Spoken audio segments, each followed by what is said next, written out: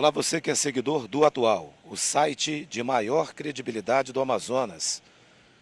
Você vê imagens de instalações militares aqui do SECMA, que é o Centro de Embarcações do Comando Militar da Amazônia, zona oeste da capital amazonense. Nós vamos conversar com o comandante, Coronel Luiz Henrique, Custódio de Almeida, comandante do SECMA, e também o Major Moraes, que é chefe da divisão de instrução, que estão conosco aqui, a quem a gente agradece. Muito obrigado, comandante, por atender a equipe do Atual nesta manhã. Obrigado, viu? É um prazer recebê-los e a gente espera nessa manhã poder tirar alguma dúvida e deixar bem claro sobre as nossas funções e atribuições. O que faz o SECMA numa região tão vasta como a Amazônia, cercada por águas? Qual a importância do SECMA? O SECMA ele é parte fundamental no processo de suprimento e de logística das tropas do Exército na Amazônia. Basicamente na Amazônia Ocidental, já que existe outro quartel, o 8º BSUP, que faz isso na outra parte da Amazônia. Então nós atendemos 4 brigadas, a 16ª Brigada em Tefé, a 17ª em Porto Velho e a 2ª Brigada em São Gabriel da Cachoeira. A 1ª Brigada, já que não se chega por via fluvial, mas a gente já está estudando e chegar em Caracaraí para poder apoiá-la também. Quantos homens ao todo? São 358 homens e divididos em 3 companhias, em 2 companhias e mais uma divisão de instrução.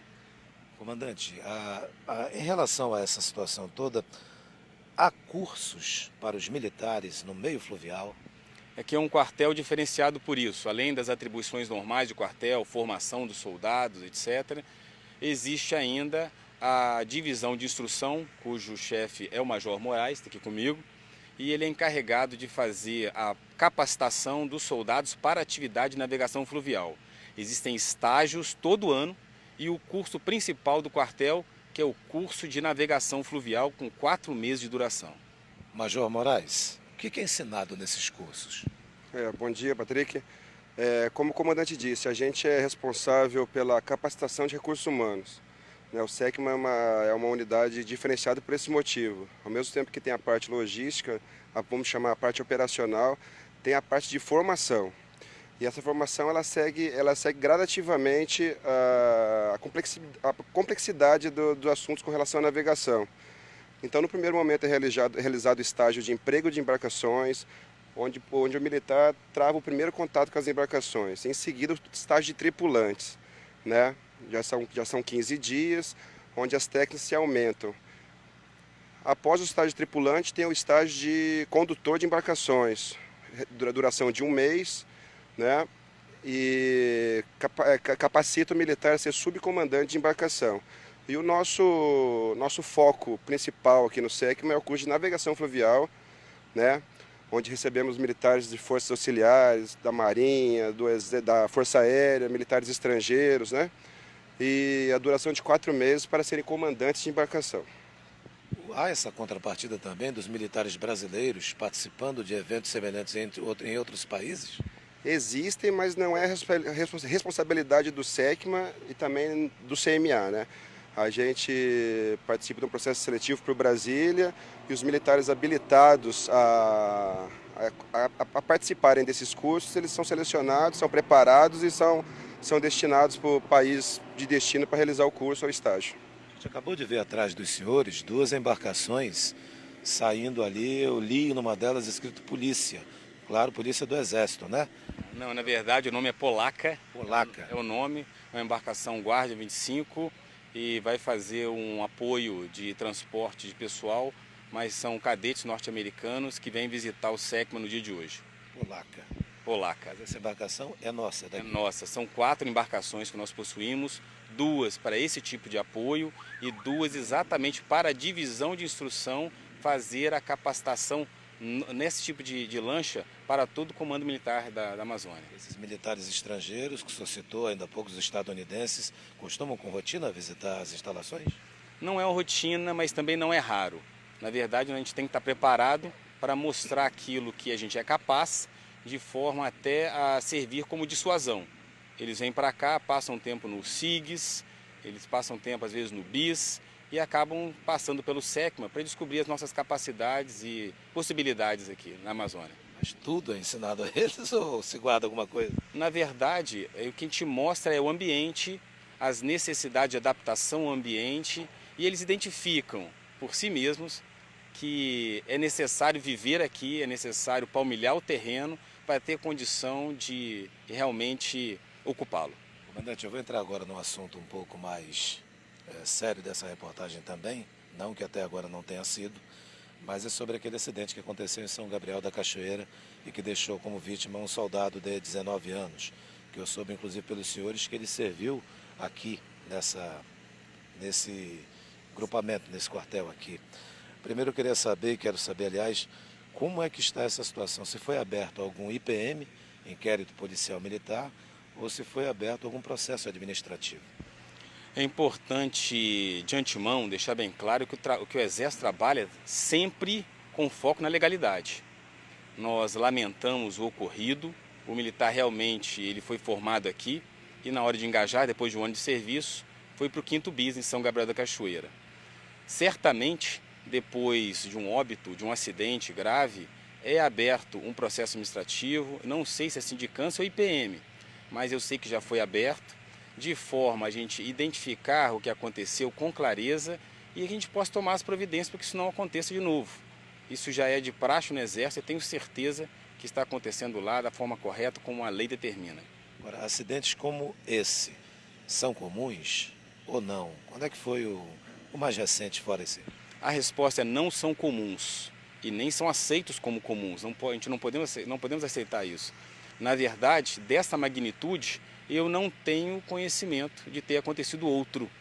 Mas outros menores, há cerca de 2 semanas ou 3 semanas, aconteceram na manutenção de um motor de popa, houve acidentados, foram atendidos adequadamente, estão sendo tratados e isso já acendeu alerta para que a gente reforce todos os procedimentos de segurança e aprimore sempre como é a nossa conduta normal. Major Moraes, em relação a essa situação também, como é que é o treinamento do pessoal que opera nesses locais? Por exemplo, nessas balsas lá no interior distante, como é que é esse treinamento? Então, aqui a gente trabalha muito a parte cognitiva, né? A parte de ensinamento, a parte de teoria, associada à parte da prática, né? Então, antes do soldado, ou do sargento, ou do oficial pisar nesse porto aqui, ele passa por uma sala de instrução onde é batida toda a parte teórica, né? Toda a parte de periculosidade, a parte de legislação, que precisa ser batido de importante ali mesmo, a gente bate na sala de aula. Aqui para o Rio, como a gente chama, que a gente fala que é o nosso teatro de operações aqui, a gente vem fazer a parte de prática sempre supervisionada por um oficial ou sargento. Então, com relação a isso aí, a gente fica ali, eu como chefe da divisão, a gente sempre bate, que eu falo sempre que a palavra principal é segurança, né? É uma atividade de risco, e a gente está em contato aí com embarcação, com motor de popa, com tanque de combustível, com material comburente. E cresce. Disseminadores de boas práticas. A ideia é isso, ser um centro formador e disseminador de boas práticas. E quando identificado algum desvio, já há um planejamento para que a gente siga até a fonte do desvio e possa garantir que as boas práticas retornem lá. Agora, é uma atividade de risco? Sem dúvida, porque o rio, para quem conhece o rio, ele tem as suas próprias regras. Nós temos os banzeiros, os pedrais, nós temos os bancos de areia, nós temos o entorno dos rios com as suas características sociais, policiais, nós temos a população que tem as suas necessidades específicas e temos uma missão clara que é transportar esse suprimento para manter as tropas nos mais longínquos rincões da Amazônia. Isso tem que ser cumprido e exige formação, vontade, valores, aquilo que o nosso militar ele demonstra em cada missão. Eu notei que aqui tem muitas informações importantes. Colete salva-vidas uso obrigatório, por exemplo, numa escrita com tonalidade amarela de atenção. Só que a gente está falando de interior, não é, Major? E no interior tem uma adversidade não sei nem quantas vezes mais complicadas do que aqui. O soldado está preparado? Preparado está, né?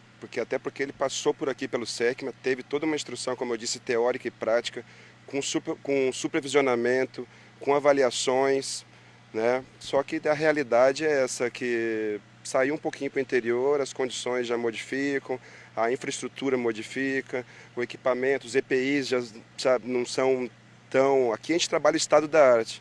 Aqui tudo de melhor, aqui no SECMA a gente tem, de equipamento, de embarcação, de nível de instrução, de preparação de instrutores, né? Agora partiu para a parte do interior, a gente fica meio... A gente não está lá para ver, para cobrar e para exigir, para supervisionar, né?